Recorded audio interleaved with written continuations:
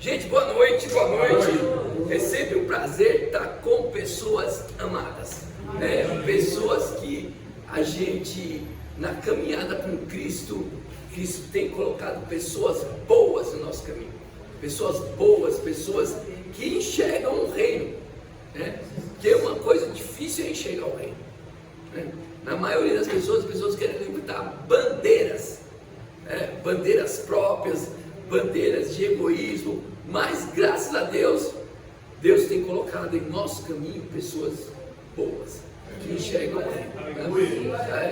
Eu queria, antes de começar a pontuar algumas coisas com vocês, eu queria falar de duas coisas importantes.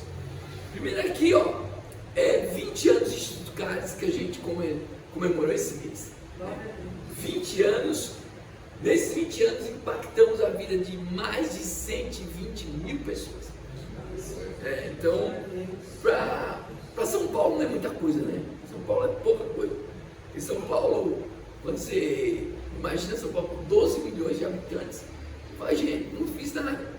Mas, para aquelas pessoas que a gente conseguiu caminhar junto, houve mudança de vida. E também chegamos em outros lugares. Chegamos na Paraíba, em um quilombo. Chegamos também em João Pessoa, em um assentamento.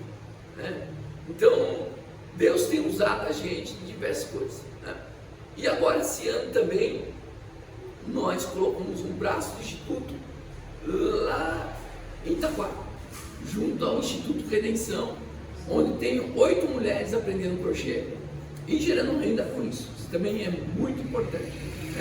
Também implantamos uma clínica de saúde na Vila Ed, também estamos lá atuando. Então, quer dizer, os tentáculos estão aumentando.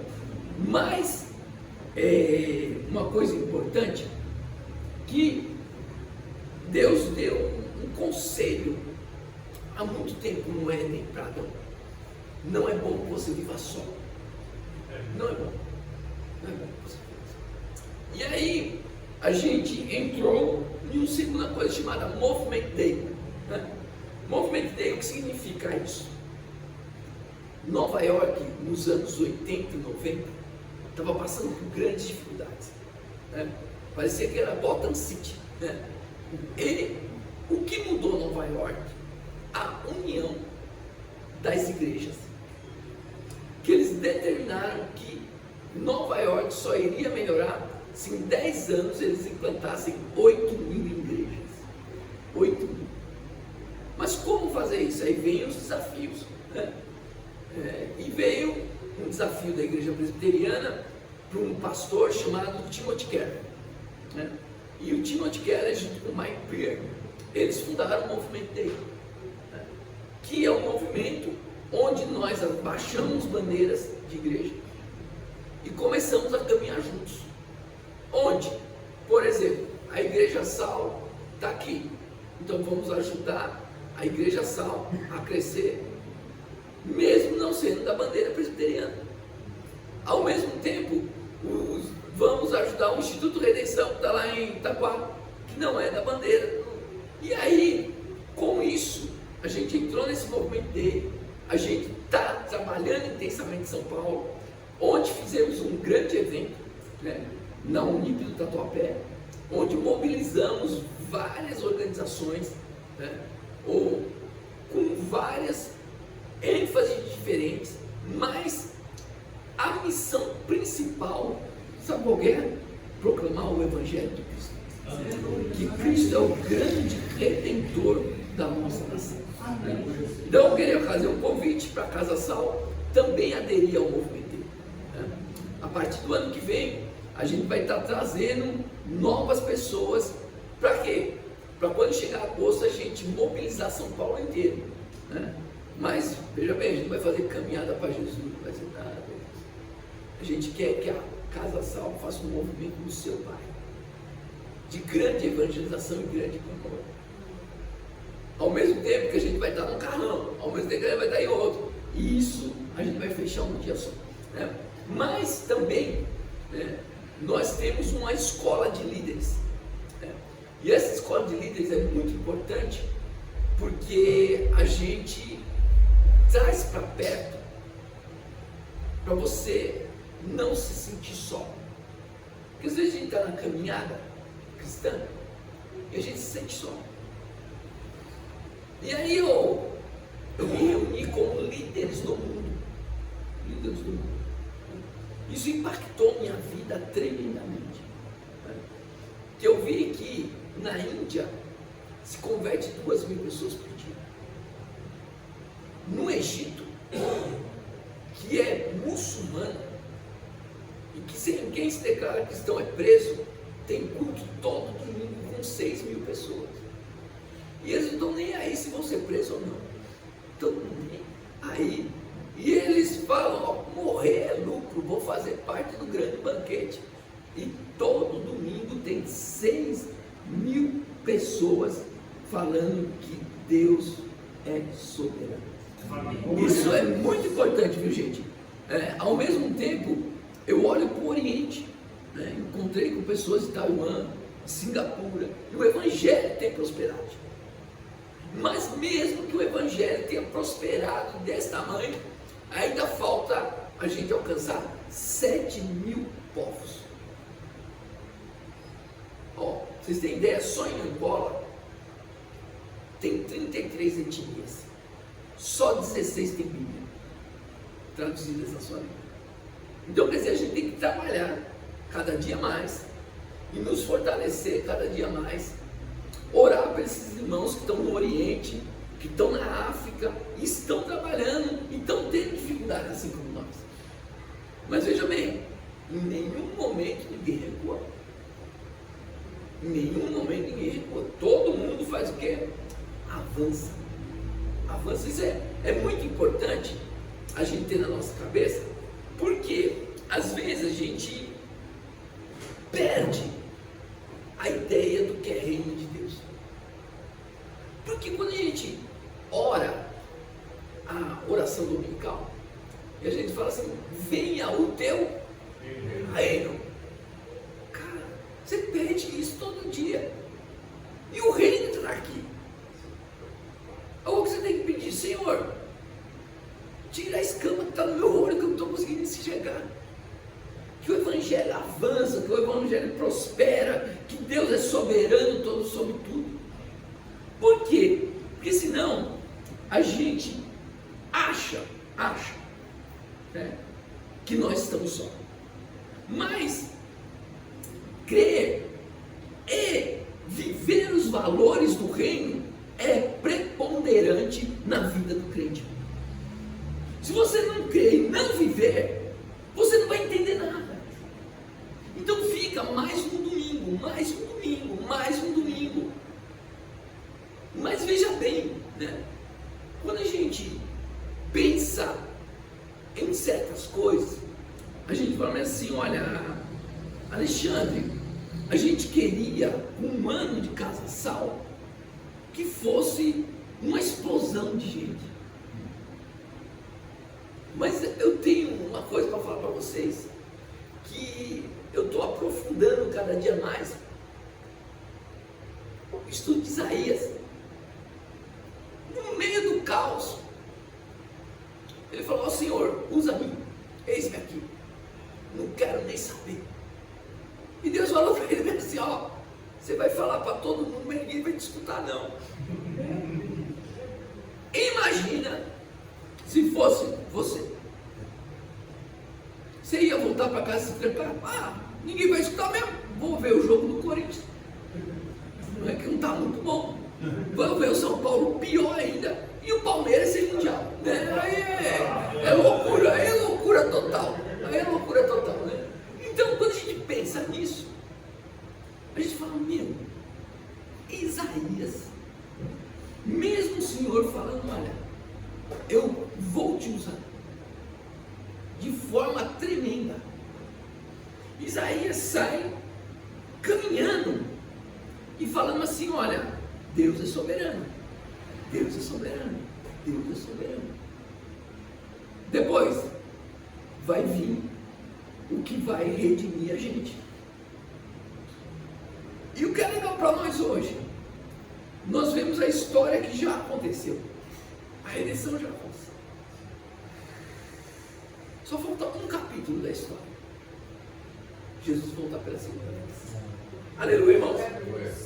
Aleluia. E nós aqui, o que nós devemos fazer então, Alexandre? Mantenha os seus olhos fixos em Jesus. Aleluia. Outra coisa importantíssima: força no trabalho. Não tenha medo de trabalhar. Por quê? Porque às vezes a gente acha que o nosso trabalho não vai gerar frutos. O Mauro, eu tenho uma amizade com ele há muitos anos. Ele e a Cíntia, dos que estão aqui há muitos anos. Eu nem sei quando a gente se conheceu, ainda bem que a gente não marcou data. A gente não descobriu que está velho. Ainda bem que a gente não escreveu a data, né, Maurinho? Mas a gente caminha junto há muito tempo. Quando o corpo de bombeiro me falou os números institucionais, eu falei, mas é verdade isso? Mas é verdade. Eu não pensava que ia ser isso. Só que você vê, se você for na minha igreja hoje, você fala, mas Ale, uma igreja com 55 membros faz isso? Impacta a vida de 120 mil pessoas. Aleluia. Não sei como. Isso é força no trabalho. Mas quando a gente tem os olhos fixos em Jesus, que a gente tem força de trabalho, isso traz paz ao nosso coração. Isso traz paz, gente. O shalom invade você. Aleluia. Qual a maior dificuldade que a gente não consegue manter os olhos fixos em Jesus? Você lembra aquele lance de Pedro e Jesus? Desviou o olho, caiu. Desviou o olho, caiu. Mas o que é bom? Jesus está ali para nos resgatar e trazer de volta ao eixo. Se você se permitir, é claro. Porque tem gente que não quer se permitir. Eu vejo várias pessoas caminharem durante um tempo com a igreja, depois não quererem mais caminhar. Mas veja bem, Cristo está ali. Cristo está o tempo todo ali. Agora, qual é o nosso grande problema? Viver um paradoxo. O que seria esse paradoxo? A gente viver os valores do reino já, mas ainda não. Alexandre, cara, o mundo está em guerra. O mundo está em guerra. Alexandre, a minha conta não fecha. Alexandre, eu estou desempregado. Alexandre, eu estou doente. Alexandre, está acontecendo várias coisas na minha vida que não me traz esse shalom. Aí eu pergunto para você, onde estão fixos os seus olhos? Onde está o seu olho? Onde está o seu olho? É uma pergunta crucial para a gente, no meio dos caos, conseguir dormir. No meio do caos, eu gosto muito da figura da criança dormindo. Porque criança dorme em qualquer canto, gente. Está um caos no metrô e eu vejo muita mãe com criança no colo e a criança não está nem aí, velho. O mundo pode estar caindo, ele dorme. Pode estar o irmão aqui cantando, se vê uma criança pequena, ele apaga e não quer nem saber. Por quê? Ele tem certeza que ele está em segurança nos braços do Pai.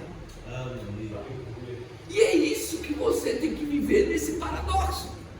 Você fala bem assim, olha, mesmo que esteja tudo caindo, eu mantenho meus olhos fixos em Jesus. Aleluia. Eu nunca entro em desespero. Por quê? Porque o reino é chegado, gente. O reino é chegado. Mas veja bem, a gente não pode esquecer de algumas coisas. E eu queria conversar com vocês uma coisa muito importante, que são alguns valores que a gente tem que ter intrínseco ao nosso coração. Que a gente tem que pensar em algumas coisas do reino para a gente começar a viver isso. Eu ia pedir para vocês, para a gente abrir a Bíblia em Mateus 13, de 1 a 8. Tem como projetar aqui, meu amor? Opa! Eu ia pedir, que eu sei que às vezes o povo está com versão diferente. Aí para não ficar Pentecostes, né? Cada um falando uma versão diferente, eu vou pedir para todos ficarem em pé e a gente lê a projeção aqui atrás. Fechou? Né? Fica mais fácil, todos. Vamos lá? Do 1 a 8. Vamos lá, 1, 2, 3.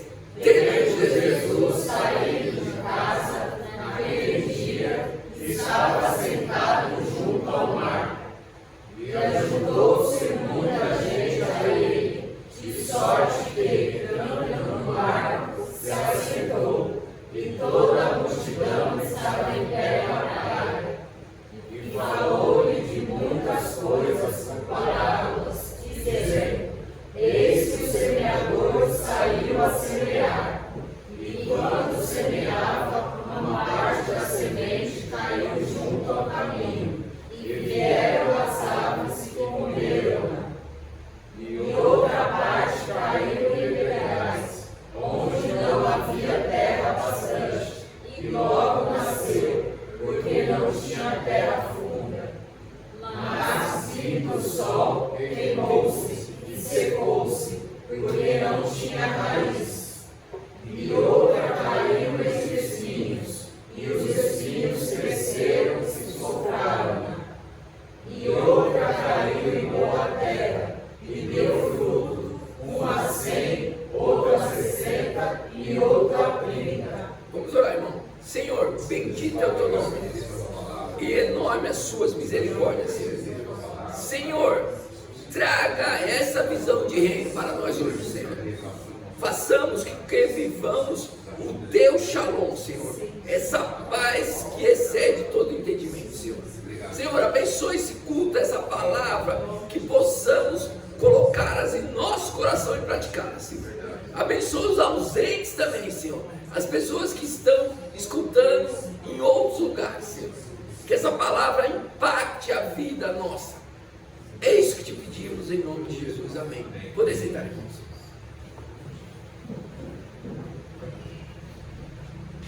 Então vamos lá, vamos pensar primeiro uma coisa muito importante, né?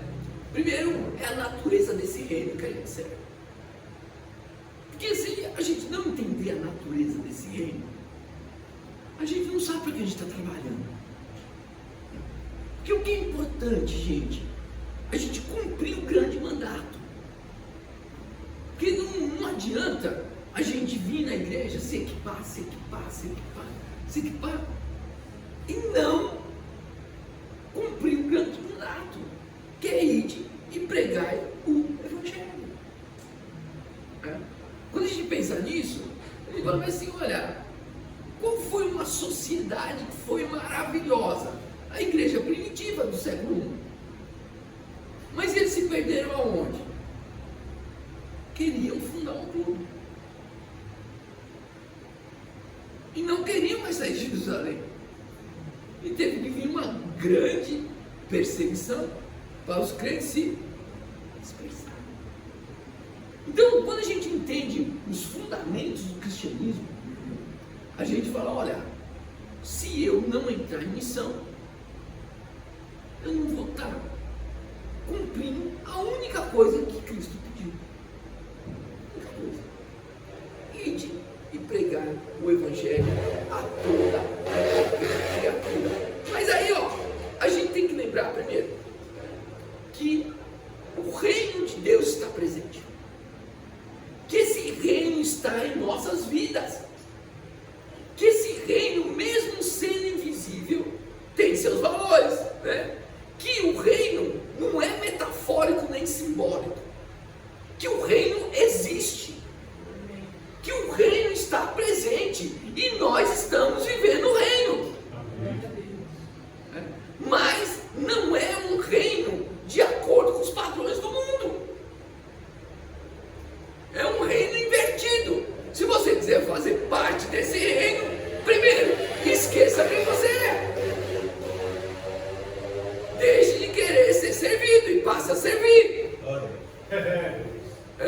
Venda tudo que tem e dê aos pobres. Mas a lei como é que eu vou dar tudo? Então, vem a grande coisa que a gente tem que pensar. O que eu tenho feito para esse reino? Porque dividir um abraço custa. Dividir uma atenção, um ouvido solidário. Porque, eu vou falar um negócio para vocês. Me constrange muito um menino que mora na minha calçada. E eu já tentei levar ele para abrigo, já tentei levar ele para um monte de lugar. Mas ele não quer. Porque ele não quer seguir regras. Mas mesmo assim, eu continuo acompanhando ele. Não é porque ele não faz o que eu mando que eu vou deixar de ouvi-lo. Só que toda vez que eu encontro ele, eu aponto o reino. William, se conserte, vá para o reino. Se conserte, entregue sua vida a Jesus. Mas mesmo assim, eu continuo ajudando. Simples. Entendeu como é que funciona? Uma outra coisa, que Deus é soberano. Cara, às vezes querem passar a ideia para você que Deus não está mais no controle. Querem passar. Mas veja bem, você já viram um mosaico? Mosaico são desenhos compostos com várias pedrinhas. Nós só vemos uma pedrinha. Porque nós temos visão limitada. Deus vê o mosaico. Aleluia. Deus vê o mosaico. Para vocês terem ideia, vocês já pensaram que a escravidão na Babilônia fez o povo judeu, veja isso na história, o povo judeu aprender a escrever escrita cuneiforme. A partir daí, deixou de ter a história simplesmente falada de pai para filho. Sim. E passou a ter escrita. Se você for ver, a princípio, foi todo mundo escravizado, ali foi. Mas mesmo assim, Deus operou de tal forma que o povo aprendeu a escrever. Aleluia. Deu para entender? Porque, na verdade, a escrita egípcia é desenho. Já a escrita cuneiforme não é mais desenho. Já é uma evolução na escrita. E Cristo falava que língua? A língua da Babilônia, aramaico. Deu para entender o quanto foi importante para aquele povo, aquele período? E tanto é que o profeta fala, mas assim, Deus fala para o profeta, fala para o povo voltar a ter vida normal mesmo na escravidão. Fala para entregar suas filhas em casamento, fala voltar a ter festa, fala voltar a se reunirem. Aí surgiu a ideia de igreja. Porque cada clã cultuava em sua casa. Essa ideia que nós temos hoje de igreja, cultuando em locais diferentes, a ideia de sinagogas, veio da onde? Da escravidão. Então, mas se você for ver puramente a escravidão, você não consegue ver a soberania de Deus nos lugares. Outra coisa importante, não esqueça que esse reino é eterno. Aleluia. Gente, quando eu penso em eternidade, eu não sei mensurar isso. Porque quando eu penso, gente, não se perde muito das minhas loucuras não, viu? Às vezes eu penso, mas é umas coisas bem doidas, viu, Vinícius? Por exemplo, eu não consegui ir no sol, porque nem daria tempo. Chegava lá morto. Porque é mais de 100 anos a viagem. Não daria para chegar. E você vê, a eternidade é muito tempo, gente. E esse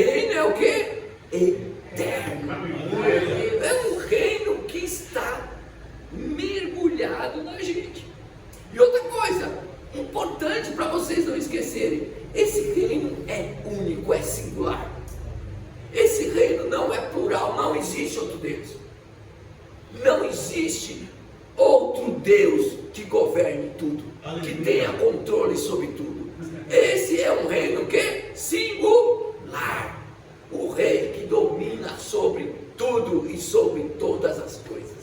Gente, incorpore isso no seu coração. Para quê? Para você se ver feliz servindo nesse reino. Aleluia. Porque senão você nunca vai conseguir sair daqui de maneira exponencial. Você nunca vai fazer a obra de Deus feliz e contente. Você vai virar o muro das lamentações. Se você não se apegar a esse reino, se você não entender que o reino é eterno, que o reino é único, que o nosso Deus é soberano. Amém, irmã igreja? Amém. Aleluia, igreja, sal da terra, né? Outra coisa importante, qual o propósito desse reino? Esse reino é de domínio único, gente. Quando eu penso assim, olha, os homens sonhavam com Cristo sendo Davi. Cristo, cara, ele deixou a coisa tão simples, mas tão simples, que os homens não entenderam. Mas esse reino é total domínio sobre tudo e sobre todas as coisas. Cara, tem uma passagem que me chama muita atenção nele, que estava todo mundo nervoso, que o barco vai virar, vai capotar. Maurinho fez um passeio de jangada, Cíntia? Fez, o mar estava calmo ou estava revolto? Olha, nem pegou uma revolta, rapaz, que é isso, né? Pegou passear de jangada e não pegou uma ondazinha para tremer um pouquinho na base, né? E os homens, né? Tremeram na base. Falou, Senhor, você está aí dormindo, meu. Não se importa que todos nós morramos. Que o mar estava o quê? Revolto. Cristo só falou, acalma. Qual foi a resposta dos discípulos? Quem é este homem que até o mar obedece? Total domínio, gente. Total domínio sobre tudo. E é esse Deus que eu sirvo. É esse Deus que está no controle de tudo. E se eu morrer, Alexandre, na tempestade, vou estar no banquete na mesma hora. Não me importo mais com nada, Alexandre, porque o domínio é do meu Deus. Ele está acima de tudo e acima de todos. Mas ao mesmo tempo, esse Deus que domina tudo, que cuida de tudo, ele fez a redenção. Cara, quando o homem caiu no jardim de Éden, Deus falou, vou traçar um plano. E se você ler a Bíblia profundamente, desde o início é apontado um Salvador. Mas o que aconteceu? O nosso Deus é o cara mais didático que eu já vi na vida. Ele faz nós aprendermos com as nossas próprias experiências.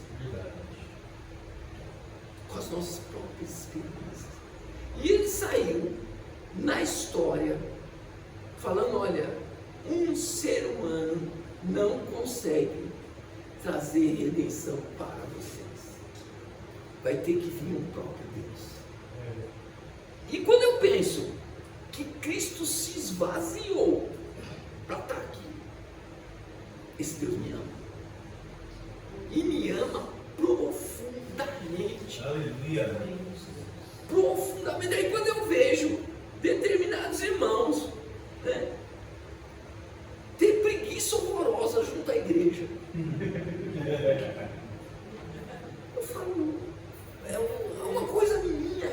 viu, gente? Eu falo, esse cara ainda não entendeu nada. Eu tenho que orar mais para esse irmão. Eu tenho que orar. Quando eu vejo irmãos desnutridos espiritualmente, não quererem esse aprendizado terapêutico que Cristo traz para nós, eu falo, olha, ele não entendeu a redenção, porque ele não está entregue de corpo e alma. Tem pessoas, desculpe falar, né, que às vezes a gente tem que falar mesmo para ver se acorda, que tem pessoas que não abraçam essa redenção, não abraçam e nem pensam assim, ó, eu sou temporal dentro de um reino eterno. E às vezes eu penso dentro de mim, Maurinho, eu penso mesmo, rapaz, eu vou descansar na eternidade, é tanto tempo. É melhor trabalhar aqui. É melhor trabalhar aqui, senão lá não vai ter tanta confusão para resolver, né? Então vamos trabalhar aqui, vamos nos desgastar aqui na obra de Deus. Por quê? Né? No seu devido momento, esse reino vai se mostrar em todo resplendor e glória. Então vai entender, gente? Esse reino vai ter uma hora que ele vai se manifestar. E você tem que estar dentro desse reino, porque fora dele só vai ser pranto e ranger de dentes. Fora dele só vai ser ranger de dente e choro, e não vai ter mais consolo. Gente, quando eu era adolescente, tinha um reverendo Leroy.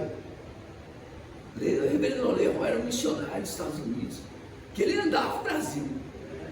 Né? Na época, a molecada, na periferia de São Paulo, sem televisão em casa, a minha mãe só dava dinheiro para eu assistir filme no cinema uma vez no ano, que era o filme dos Trapalhões em julho. Todo ano, aí eu ia lá no Cine Sebastião, lá na Maria Carlota, né? Andava da Guilhermina até a Maria Carlota para assistir uma vez no ano. E o reverendo Leroy andava com filme, ó, com filmezão na gaveta, qual o nome do filme? Inferno em Chama. Vixe, meu Deus do céu. Eu me converti umas 50 vezes. Toda vez que eu assistia aquele filme, reverendo Leroy, quem quer ir para o inferno? Então se converteu. Na hora eu levantava a mão, né? Então, o que trouxe com isso? Uma evangelização de impacto. Tem muitos críticos desse tipo de evangelização, mas cara, eu sou fruto disso. Sou fruto disso, é evangelização de impacto mesmo. O reverendo, olha, se você não se converteu, você vai para o inferno. Eu morria de medo de ir para o inferno, porque era tanta lavareda naquele filme, o capeta fazendo tocar fogo, Lázaro lá no céu, o rico, e era uma confusão desgraçada. Mas o que eu aprendi na minha caminhada cristã? Que o inferno, gente, não é um lugar de fogo não, viu, para te queimar. Porque as pessoas pensam que vai cair na fogueira, né? Vai cair na fogueira, vai ser derretido, vai virar fumaça. Não. Porque o inferno é a total ausência de Deus. É a total ausência de Deus. E isso a gente tem que tomar muito cuidado para nós abraçarmos esse reino e desfrutar dessa glória aqui agora. Aleluia.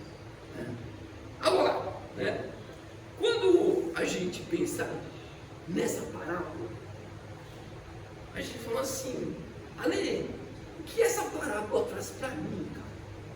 O que essa parábola traz para mim? A parábola fala simplesmente uma situação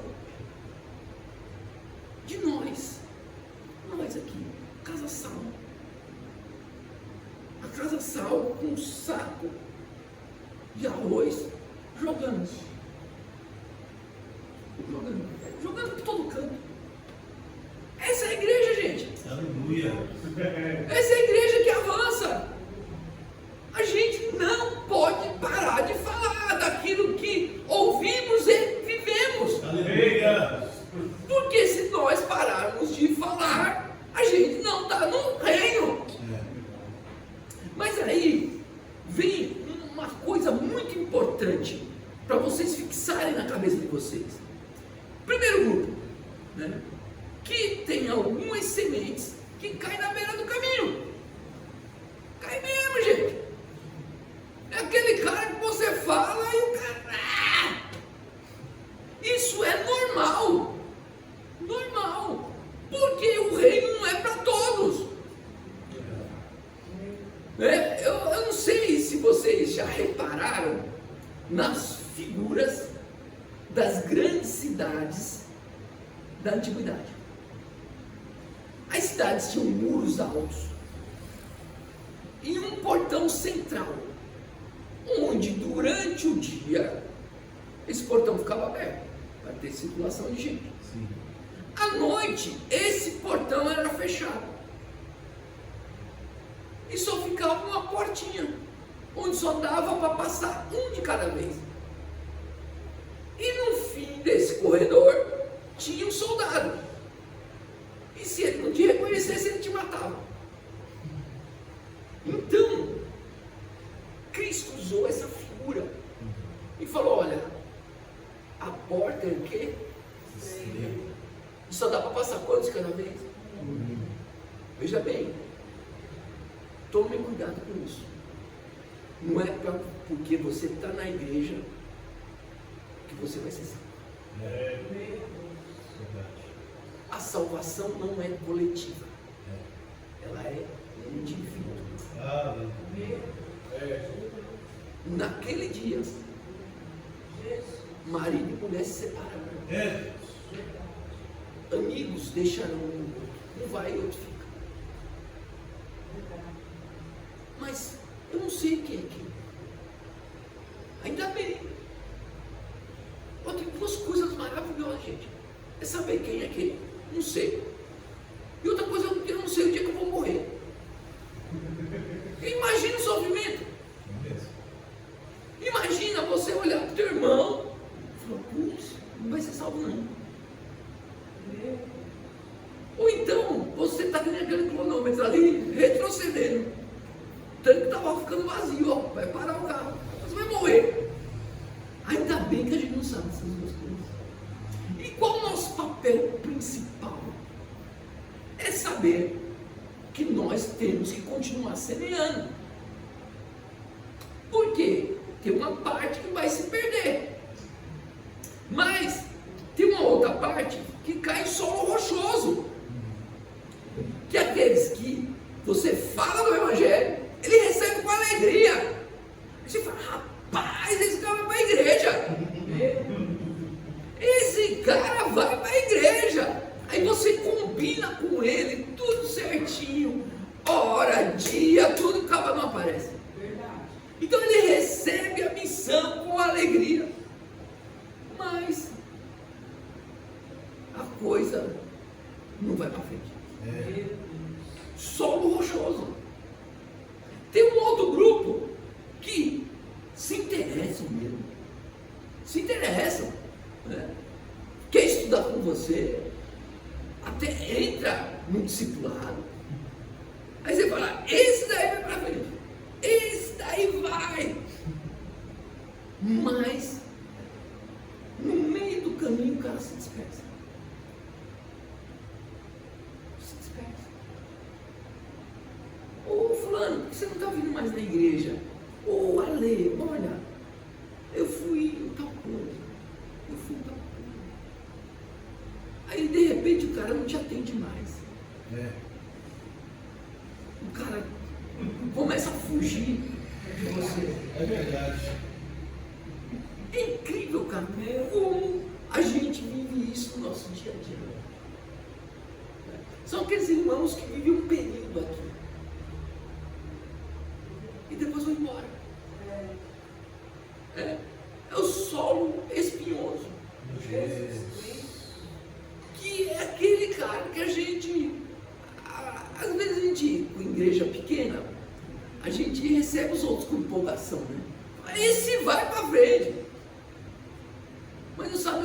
cambota que queima o motor, é aquilo. Não funciona. Mas veja bem,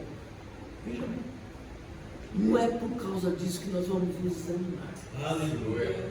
Não é por causa disso não, gente. Por causa disso não. Porque isso já foi avisado. Verdade. Essa parábola não está de graça não, viu? E a explicação também não está de graça. Aleluia. Entendeu? Foi para avisar para a gente que ia acontecer isso. Para quê? Para a gente não desanimar. Verdade. Para a gente falar, não, eu não estou nem aí se não escutar, eu fico aqui sozinho, eu abro a igreja 6 horas, fico aqui de joelho, oro, deu 6h30, eu começo o culto sozinho. Aleluia. E se não tiver ninguém, estou eu. Aleluia. E acabou, e agora com o YouTube, se não tiver ninguém, ficou gravado para a eternidade. E ó, gente, eu vou falar um negócio para vocês. Outro pensamento meu, bem doido. Para que você viu tanta tecnologia? Para deixar as pessoas indesculpadas. Meu Deus. Verdade. Se você, no dia do encontro com Jesus, você falar, olha, Aleluia. eu não escutei, não, meu filho, tinha tudo. É. Tinha Instagram, tinha TikTok, tinha tudo. Tinha Bíblia online. Aleluia. Não, mas Jesus, eu não tive acesso a Bíblia. Não, meu amigo, tá aí, ó, aqui com o dedo, você clica no toma. E ó, o cara que inventou a Bíblia online, ele não cobra um centavo. É o aplicativo mais lindo do mundo. E o cara que inventou isso falou, olha, eu sirvo a esse Deus, eu não quero saber de dinheiro. Coisa linda. Ele podia ter virado multimilionário, não quis.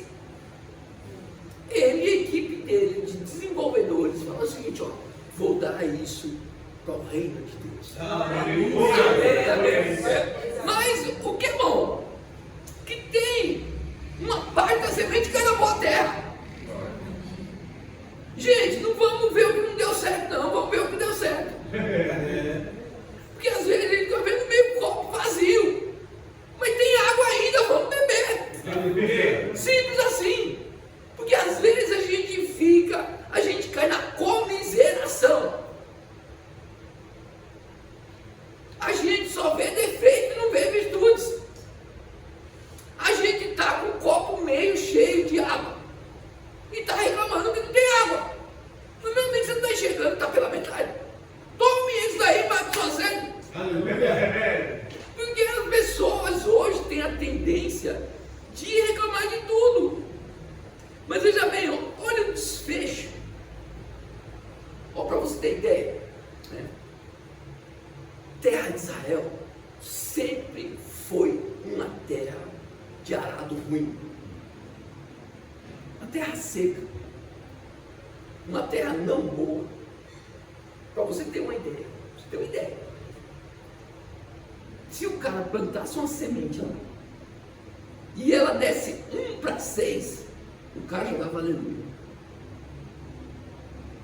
Mas veja a parábola que Cristo fala. Quando você lança de uma terra boa, dá uma multiplicação inicial de 30, de 60, de 100.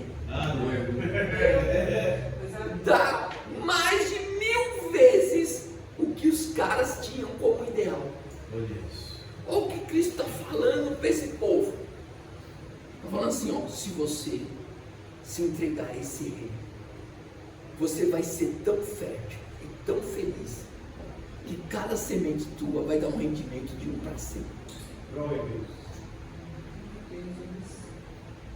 Mas vejam bem, gente, vejam bem,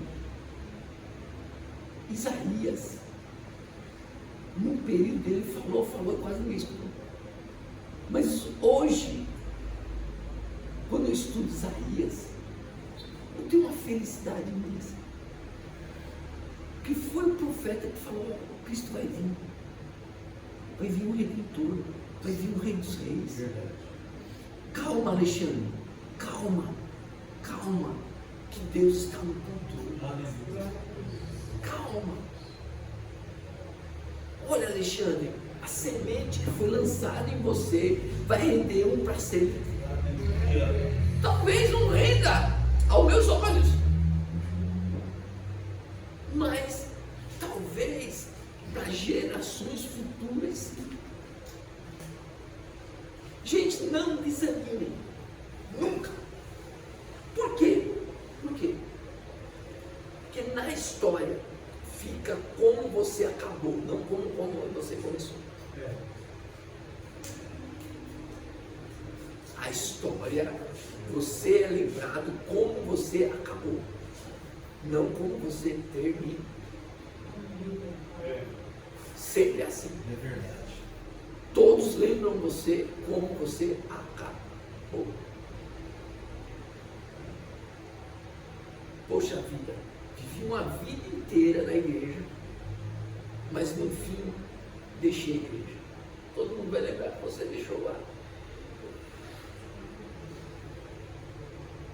No fim da vida, eu tenho uns pensamentos que hoje eu olho algumas pessoas com mais de 60 anos que chegam para mim e falam assim: ô Alexandre, eu já estou velho. Olha, eu não tenho mais força para ir na igreja tanto, eu não tenho mais isso. Rapaz, você está vendo pouco a Bíblia? Porque Abraão foi chamado para sair da sua terra, de todo o conforto da família, por mais de 80. E ele andou mais de 1.800 quilômetros, cara. E falam que andou ele, a mulher, os serviçais, tudo que ele imagina, a perturbação de andar no deserto, com um monte de gente reclamando. Só que esse homem estava extremamente focado.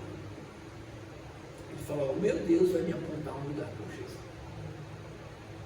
E ele nunca questionou a Deus. Simplesmente Deus falou: sai do meio da tua parentela e vai embora. Não foi. Moisés, mesma coisa. Então não é idade. Não é idade. É entendimento de reino. É entendimento de quem você serve. É entendimento do que está acontecendo. É entendimento de você não ver mais o foco, você vê tudo, você conseguir enxergar o periférico.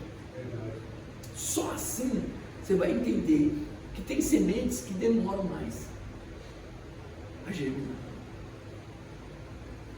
Tem sementes que você lançou hoje.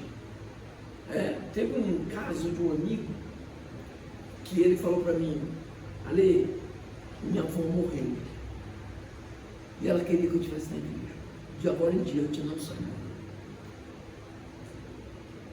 Essa avó não viu o neto se converter, mas ela lançou a semente e o neto, na morte dela, se converteu.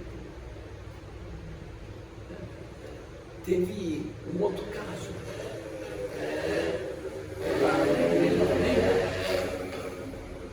que a mulher lutou a vida inteira para o marido e para a igreja. Quase 50 anos de casada, ela morreu. No dia do enterro dela, esse homem chorou naquele caixão muito tempo. Depois ele virou para nós e falou: eu entrei nessa igreja hoje pela segunda vez. Eu entrei quando eu casei e entrei agora na morte da minha mulher. Mas ela falou que eu deveria estar aqui. E ele falou: olha, eu não saio mais aqui até morrer.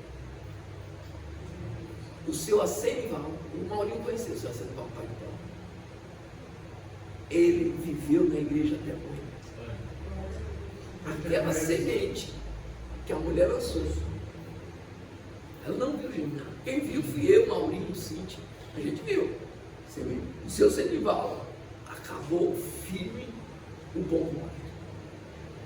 Não saiu da igreja até. Então, essa semente é que multiplica por 30, por 60. Mas, uma coisa que a gente tem que lembrar, que a gente vive num caos social. A gente vive num caos. E sempre foi assim, viu, gente? Não se espantem. Não se espantem com a maldade do ser humano. Não se espantem. Sempre foi assim.